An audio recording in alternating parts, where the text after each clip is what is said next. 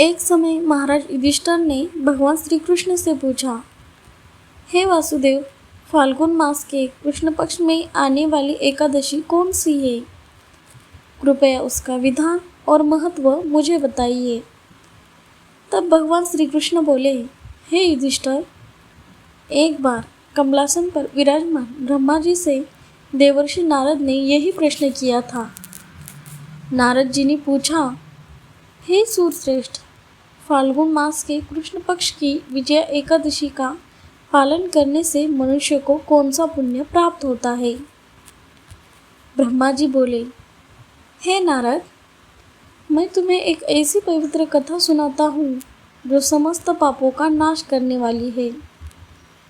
विजया एकादशी अत्यंत प्राचीन और कल्याणकारी व्रत है जो राजाओं को भी विजय प्रदान करती है।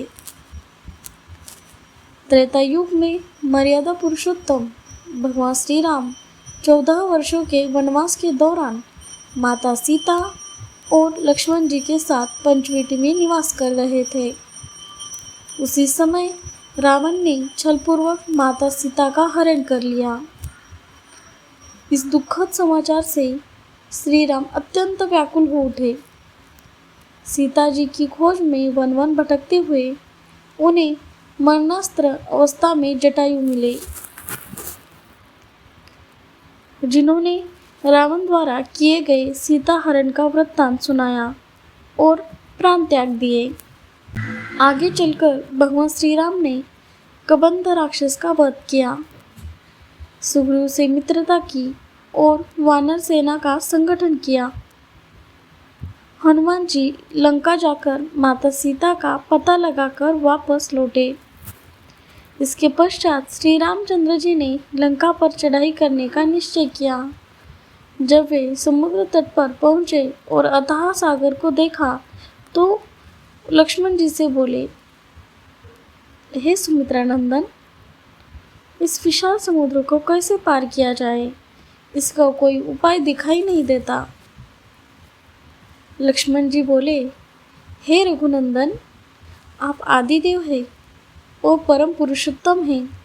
इस द्वीप पर महर्षि बकदालभ्य का आश्रम है।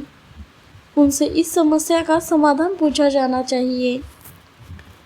लक्ष्मण के कहने पर श्री राम ऋषि बकदालभ्य के आश्रम पहुँचे और सादर प्रणाम किया। ऋषि ने भगवान श्री राम को पहचान लिया और आदरपूर्वक पूछा, हे श्री राम, आपके आगमन का क्या कारण है? भगवान श्री राम बोले, हे मुनिवर, रावण का संहार करने हेतु मुझे समुद्र पार करना है। कृपया कोई उपाय बताइए। तब बकदालभ्य ऋषि बोले, हे राम, फाल्गुन मास के कृष्ण पक्ष की विजया एकादशी का व्रत करने से निश्चित ही विजय प्राप्त होती है। ऋषि ने व्रत की विधि बताई। दशमी के दिन सोना, चांदी, तांबा, पीतल या मिट्टी का एक कलश स्थापित करें। उसमें जल भरकर आम या अशोक के पत्ते डालें। कलश पर भगवान श्री नारायण की स्वर्ण प्रतिमा स्थापित करें। एकादशी के दिन प्रातः स्नान कर पुष्प, चंदन, नारियल, सुपारी और दीपक से पूजा करें। दिन रात जागरण करें और घी का दीपक जलाएं। द्वादशी के दिन विधि पूर्वक कलश ब्राह्मण को दान करें। ऋषि बोले, हे श्री राम, इस व्रत के पालन से आपको अवश्य विजय प्राप्त होगी। ब्रह्मा जी ने आगे कहा, हे नारद, ऋषि के वचनानुसार भगवान श्री राम ने विजया एकादशी का व्रत किया और उसके प्रभाव से रावण पर विजय प्राप्त की।